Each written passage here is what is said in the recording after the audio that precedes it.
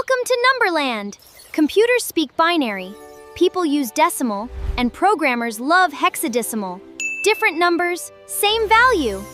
Good morning, everyone. Good morning, sir. Today, we are going to learn about an interesting topic. By the end of today's class, you will understand different number systems and their importance in computers. Tell me, which numbers do we normally use? Decimal numbers, sir. Great, but computers use different systems. Can anyone guess why? They only understand 0 and 1. Correct, it's just on and off. Discuss with your partner.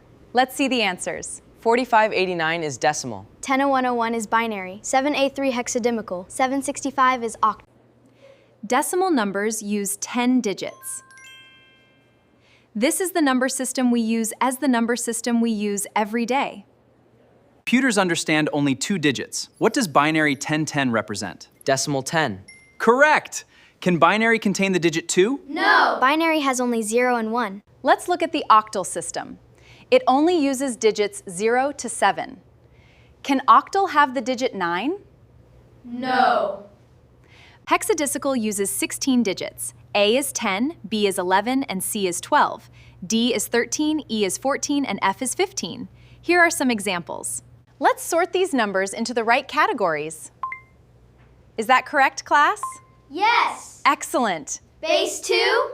And base 16. Where are these number systems used? Binary is used Inside computers. in web colors. Is used in memory addresses. Octal is used in Linux file permissions. Excellent! Excellent! Which number system uses A through F? Hexadecimal. Which number system do humans normally use? Decimal. Let's convert decimal to binary.